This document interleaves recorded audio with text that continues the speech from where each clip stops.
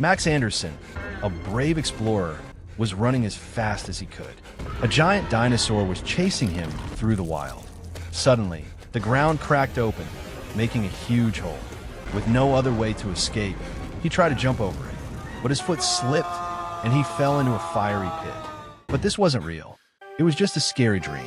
Trevor Anderson, a scientist and teacher, he had recently found out that the university had stopped giving money for his missing brother Max's research. One day, Trevor got a sudden call from his sister-in-law. She said she was coming over with his nephew, Sean. His house was a complete mess, so he quickly tried to clean it up. Sean's mom, Elizabeth, wanted to leave him with Trevor for 10 days while she arranged their move to Canada. Sean didn't like this plan at all. He preferred playing his video games instead of staying with his uncle. Before leaving, Elizabeth gave Trevor a box filled with Max's old things. Inside, there was a baseball glove, a yo-yo, and Max's favorite book, Journey to the Center of the Earth by Jules Verne. When he flipped through the book, he found some strange notes about hot magma in the same places he had been studying. Curious, Trevor took Sean to his lab. There, Sean noticed a marker on the computer map. It was in Iceland. Trevor realized Max had been studying that area, looking for volcanic tunnels that might lead deep underground. Trevor decided to follow his brother's clues and promised Sean he would take him to his mom afterward. But Sean wanted to come along.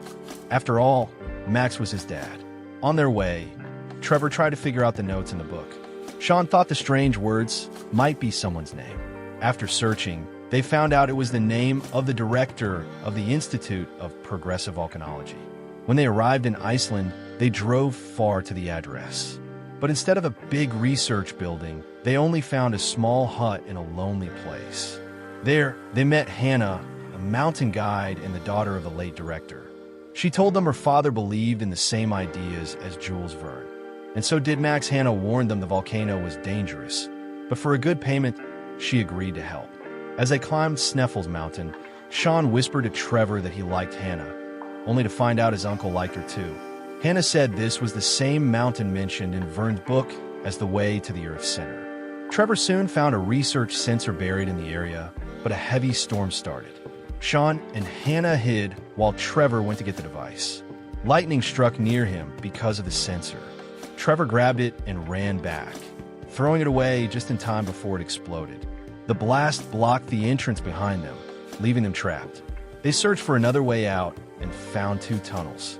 They had to pick one, hoping it would lead to safety. While walking, Trevor almost fell off a hidden cliff, but Hannah saved him just in time. A sign nearby said stay away, but Trevor wanted to see more.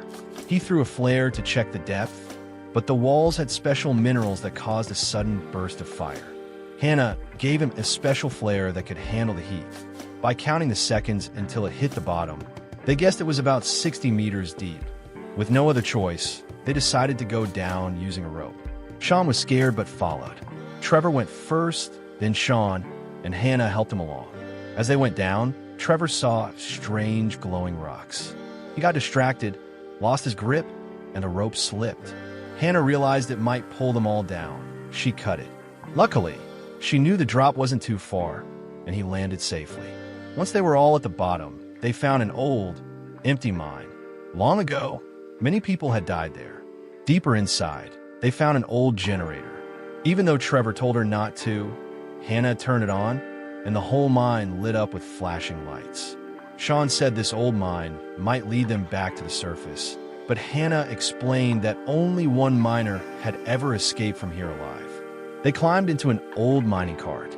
With a big push, it started rolling fast, racing down the broken tracks.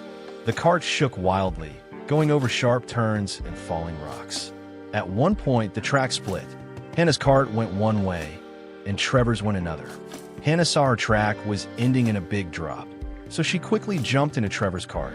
But they didn't know Trevor's track also ended suddenly. Thinking fast, Hannah tied a rope around them and hooked it to the rails.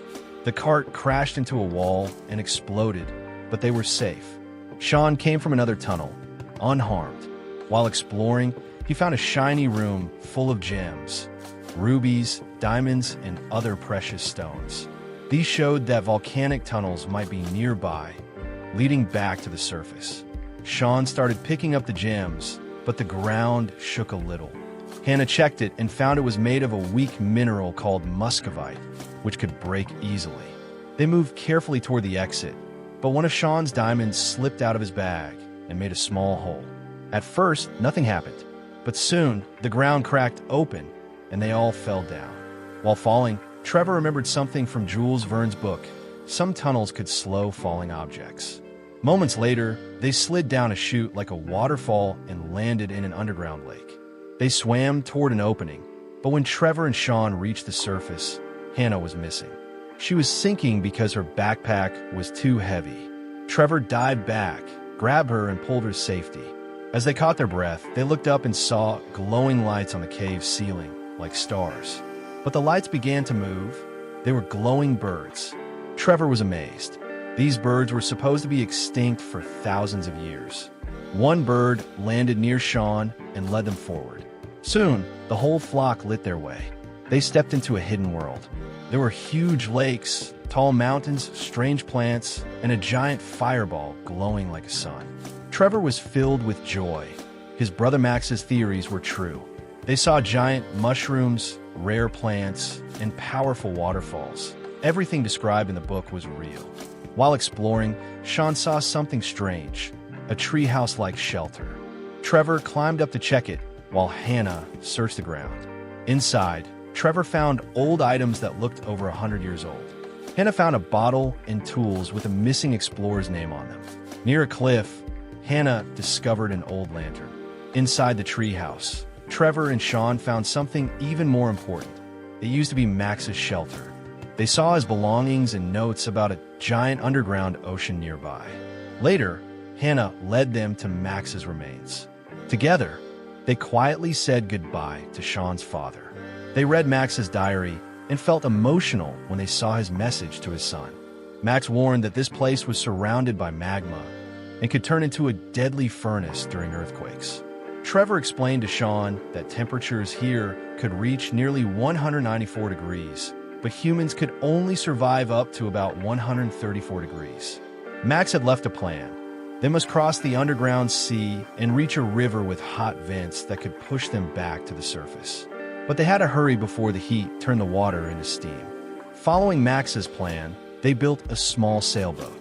The temperature was already rising, 105 degrees, when Trevor gave Sean a compass that once belonged to Max. He warned him that underground, the Earth's poles were reversed. They raised the sail and started their journey. Trevor almost missed the boat, but jumped in just in time. As they sailed, one glowing bird returned, as if trying to warn Sean. A storm appeared suddenly. Hannah told them to lower the sail, but time was running out. The heat had reached 109 degrees. Then, Sean saw huge shadows moving under the water. A giant fish leapt out, snapping its jaws at him. It then went after Hannah, but she quickly dodged it. Another monster came for Trevor, but he kicked it away into the sea. Soon, dozens of huge piranhas surrounded their boat, forcing them to fight using whatever they could find as weapons. In the chaos, Sean's phone started ringing. It was his mom calling. Before he could answer, one of the creatures jumped on the boat and almost bit Hannah, but Trevor managed to kill it. Another piranha grabbed Sean's phone and took it into the water. Then, something even bigger appeared. A giant predator burst out of the water and started eating the piranhas. Seeing that the monster was focused on them, Trevor quickly steered the boat away. The storm grew stronger, and the ropes of the sail cut deep into Hannah's hands as the wind ripped it away. Sean ran to help, but before Trevor could stop him, a sudden gust tore the sail off completely, throwing Sean into the raging water. When Sean woke up, he was lying alone on a lonely shore. A dead piranha was beside him. Looking for help, he saw the glowing bird again, which led him to fresh drinking water. Meanwhile, Trevor and Hannah were searching for him on land, calling his name. They believed Sean was smart enough to find the river on his own. Trevor found a dangerous plant. He killed it quickly, but when he turned around, Hannah was missing. Living vines had grabbed her. Trevor rushed to free her, but more vines attacked together. His spear got stuck, and he had to punch and pull through while thick, sticky slime covered his hands. Hannah's breathing grew weaker as the vines squeezed harder. Trevor finally ripped the plant out from its roots and saved her. Before they could move, another plant attacked, but Trevor knocked it down easily this time. Meanwhile, Sean spotted a soft glow at the end of the cave. As he walked toward it, he tripped. When he stood up, he saw his pocket knife floating in the air. The whole area had a strong magnetic field. Curious, he kept going, jumping from one floating rock to another above a deep hole. At first, he was okay, but the rock started moving apart. He jumped to the next one, but it spun around, making him slip and nearly fall. One of his things fell from his pocket, scaring him, but he held on until the rock stopped moving. Elsewhere, Trevor and Hannah finally found the river that could take them to the thermal spring, their way back to the surface. But Sean was missing, and they couldn't leave him. Trevor told Hannah to keep going while he searched for Sean. She kissed him goodbye, unsure if they would meet again. Sean, still following his compass, moved forward as the heat around him rose. Sweat ran down his face as he crossed over giant skulls of long-dead creatures. Suddenly, he heard a loud, scary noise and hid. Above him, a thick droplet of slime fell. And then he saw it, a huge dinosaur drooling and ready to attack. It lunged, but Sean rolled away and ran. The beast smashed through rocks chasing him. He found a cave to hide in, but the dinosaur bit through the wall. Trevor heard Sean's screams on the other side of the stone barrier and broke through just in time to pull him out.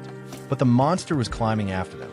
Trevor tricked it into walking onto weak ground. The surface cracked, and both Trevor and the dinosaur almost fell.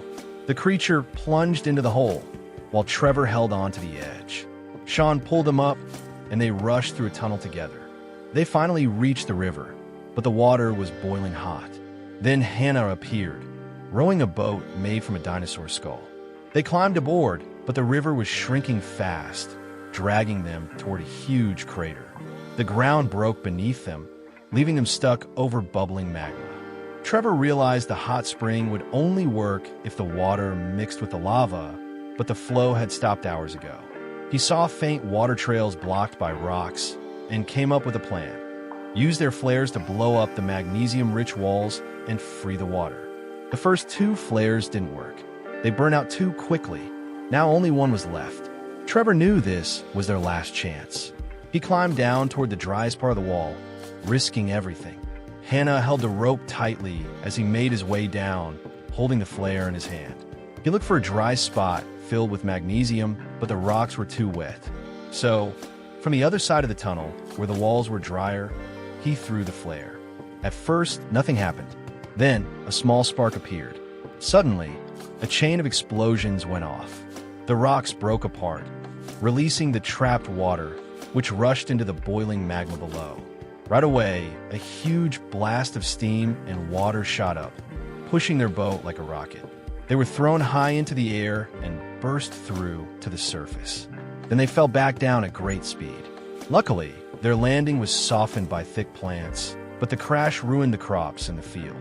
Their wild ride ended when the boat smashed into an Italian farmer's house, breaking part of his garden. The farmer was angry, but Sean gave him a shiny diamond from his bag. The man's mood changed instantly, and he even asked if they would take the same route again. Later, back at work, Trevor met his colleague Alan, who noticed how happy he looked.